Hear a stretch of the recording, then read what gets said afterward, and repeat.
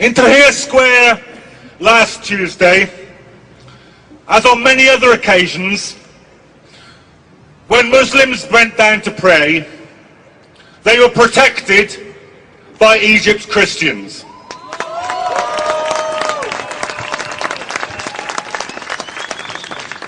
Tomorrow, I've just received this message from my friends in Tahrir Square right now. They have decided that tomorrow will be a day for the martyrs, and that a mass, a Christian mass, will be said in Tahrir Square, and the Christians will be protected by the Muslims.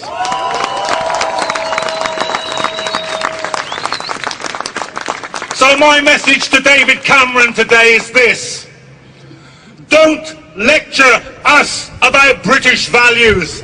I'm interested in Egyptian values. I'm interested in the values of the Egyptian revolution.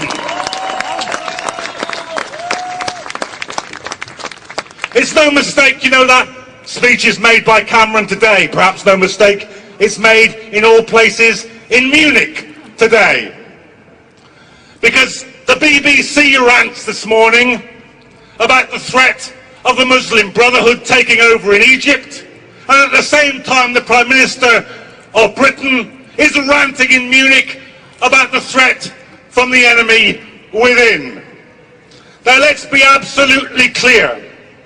What every Muslim I talked to said in Egypt, what every Christian I said to talked in Egypt, what every socialist I talked to said in Egypt, what every trade unionist I talked to in Egypt said, this is a people's revolution against the plutocrats, the murderers, the torturers, the globalizers, the corporations. That's the revolution in Egypt. What incredibly brave people they are. What incredibly brave people they are. Organised so brilliantly. When I went into Tahrir Square, as Tarek said, there was cooperation between the army, at least some of the rank and file soldiers. The rank and file soldier, the squad, he asked to see my identity. I showed him my passport. He then passed me over to a woman in a full burqa who searched my bag, apologised and said it's for our own safety. Now I recommend this policy to the British Airports Authority. I would feel safer if instead of searching women in burqas, they allowed women in burqas to do the searching. That would be a value worth having in Britain today. And we all know what the link is between this and war. Because just imagine this for a moment. Just conduct now in your own mind this small thought experiment.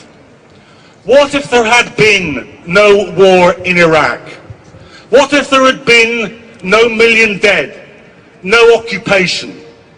What would now, after Tunis, after Cairo, after Egypt, what would the headline that we would be reading say?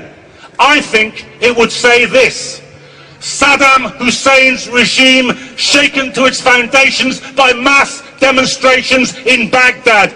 That's what it would be reading. And that is the way that we would be dealing with all the Arab dictators. It is people power. It is the power of revolution. It is the power of self-organisation, which is the only way that it is worth getting rid of dictators.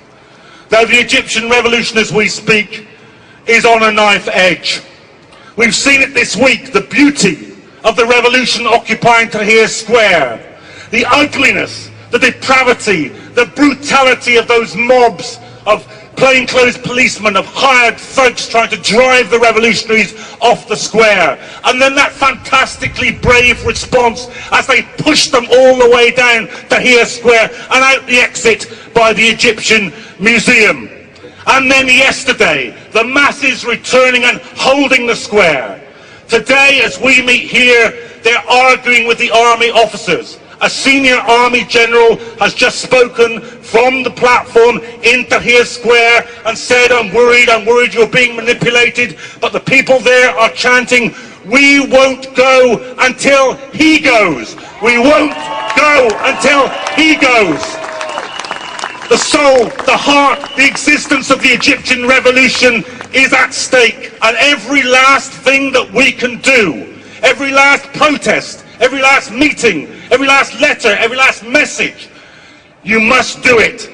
Because this revolution is a profound revolution. It can alter the whole imperial architecture of the Middle East. It can deal at one moment the single biggest blow that could be delivered to Islamophobia. It can give a beacon of hope to working people and poor people the globe over.